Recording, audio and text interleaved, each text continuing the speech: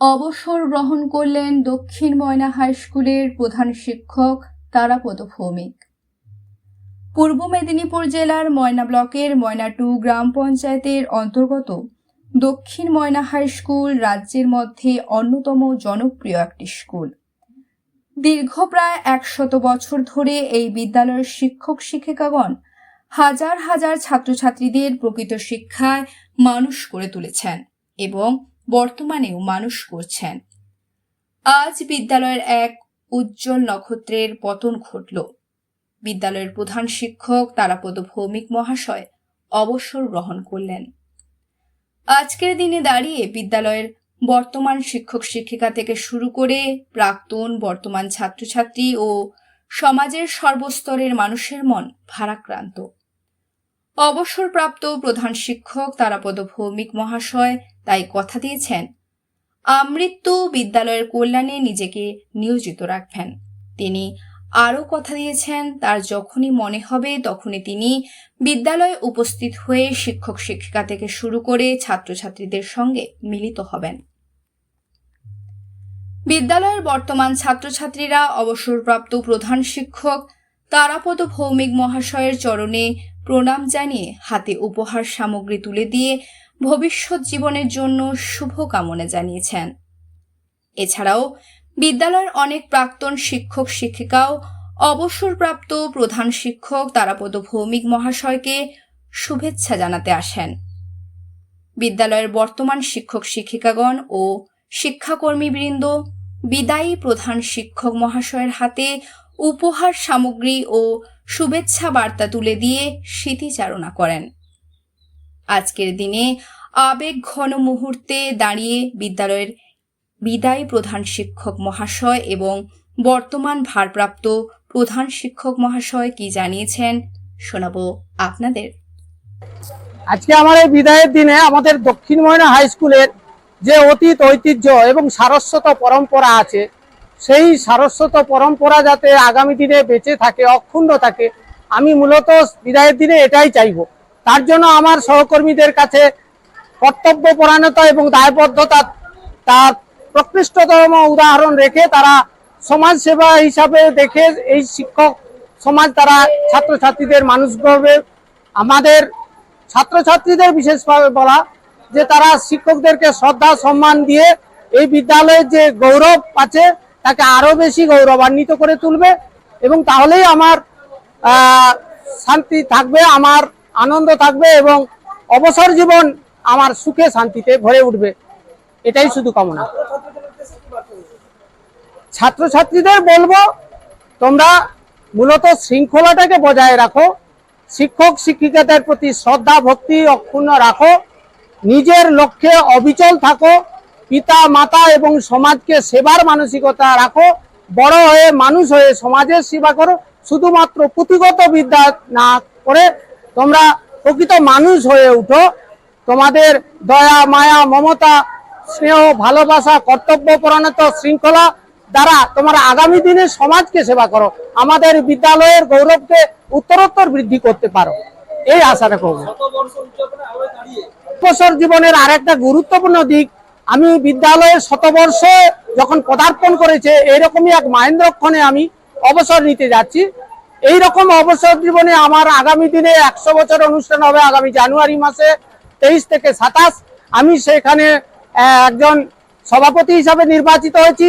আমাদের বিদ্যালয়ে পরিকাঠামো অনেক ঘাটতি ছিল, এখন আমরা আরো অনেক উন্নতি করেছি। তা সত্ত্বেও বিদ্যালয়ের যে শ্রীবৃদ্ধি এখনো দরকার।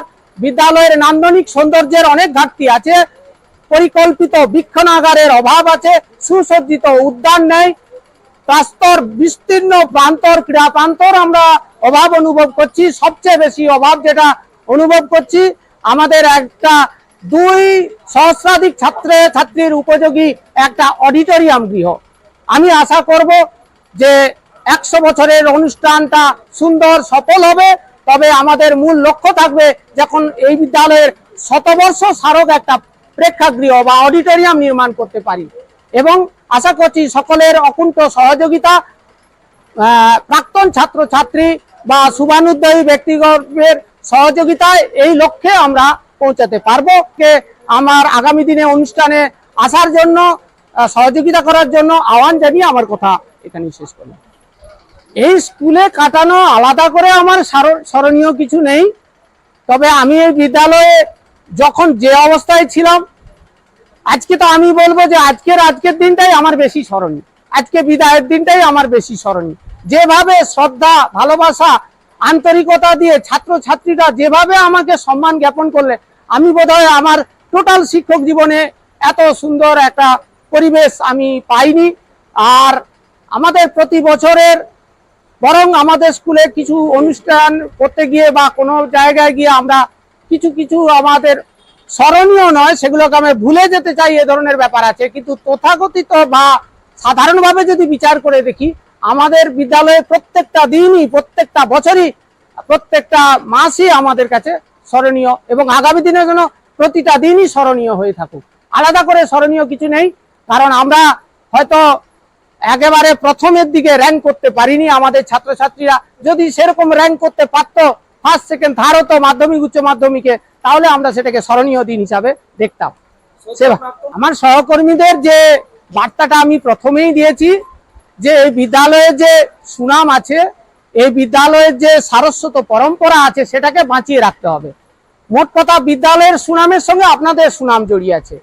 বিদ্যালয় বড় সুন্দর হলে আপনাদেরকে যে শ্রদ্ধা ভক্তি অভিভাবকরা দিয়ে থাকে, সেটা কিন্তু বিদ্যালয়ের কারণে। অন্যান্য সাধারণ বিদ্যালয়ের শিক্ষকদের সাপেক্ষে আমাদের শিক্ষকদের অনেক বেশি শ্রদ্ধা বা অন্য ভালো চোখে দেখে। এই যে শ্রদ্ধার স্থানটা, এই উচ্চ স্থানটাকে আপনারা হেলায় হারাবেন না।